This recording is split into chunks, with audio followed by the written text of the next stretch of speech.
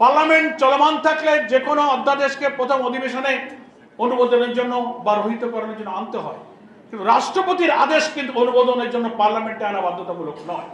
তাহলে 13ই নভেম্বরের প্রেসিডেন্সিয়াল অর্ডারটা তো কার্যকর হলো, তার ভিত্তিতে ওখানে জুলাই সনদ বাস্তবায়নের একটা আইনি কাঠামো কিন্তু ওই অর্ডারে করে দেওয়া আছে, যে একটা জুলাই সনদ বাস্তবায়ন সংস্কার একটা আদেশ সেখানে আছে। সেখানে সংবিধান সংস্কার পরিষদ নামে একটা পরিষদ হবে, সেখানে যারা নির্বাচিত এমপিরা শপথ নেবে এবং ফলাফল ঘোষণার থেকে 30 দিনের মধ্যে ওই সংস্কার পরিষদের অধিবেশন ডাকতে হবে। বিএনপি পরিকল্পিতভাবে 30 দিনের মধ্যে অধিবেশন ডাকে নাই, মেয়াদ শেষ করেছে।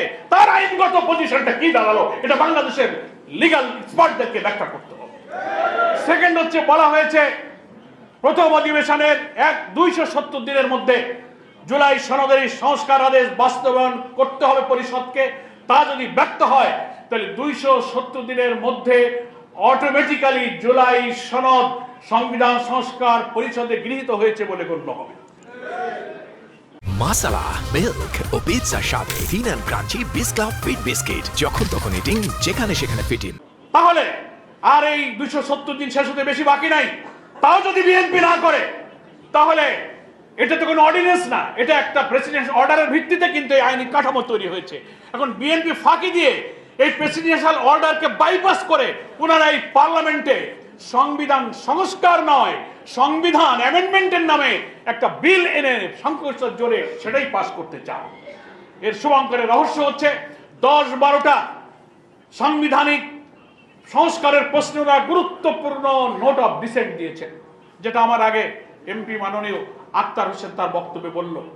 প্রধানমন্ত্রীর ক্ষমতা, রাষ্ট্রপতির ক্ষমতা, সমস্ত সাংবিধানিক পদে নিয়োগের ক্ষমতা, তারপরে আপনার চিফ জাস্টিস, আপিল ডিভিশনের জাস্টিস, কেয়ারটেকার গভর্নমেন্ট, তারপরে আপনার কি বলে আপার হাউস, লোয়ার হাউস, আন্তর্জাতিক চুক্তি, নানান ইস্যুতে সমস্ত জায়গায় বিএনপি নোট অফ ডিসেন্ট দিয়েছে। এখন প্রশ্ন হলো, উনারা বলেন পার্লামেন্টে ওই ঐক্যমত্য কমিশনের লাল বইটা দেখায় যে আমরা অক্ষরে অক্ষরে এই জুলাই সনদ মানবো। মাননীয় প্রধানমন্ত্রীও বলেন, কি শোনেন না আপনারা? কিন্তু একবারও বলেন না যে আমরা গণভোটের রায় মানবো, তা কিন্তু একদিনও বলেন না। অর্থাৎ জুলাই সনদ আর গণভোট ওনারা ডিফারেন্ট করে ফেলেছেন। এই জন্য ওনারা যে 12-13টা নোট অফ ডিসেন্ট দিয়েছেন সেইটা বাদ দিয়ে জুলাই সনদের যে অংশটুকু থাকবে ওটাকে ওনারা বিল বানিয়ে পাস করতে চান। তার অর্থ হলো ওই 12টা নোট অফ ডিসেন্ট বাদ দিলে যা দাঁড়াবে সেটা সংবিধান সংস্কারের জন্য রাষ্ট্র কাঠামো পরিবর্তনে একেবারে ইম্যাটেরিয়াল, সেই ফ্যাসিবাদী রাষ্ট্র কাঠামোর কোনো পরিবর্তন।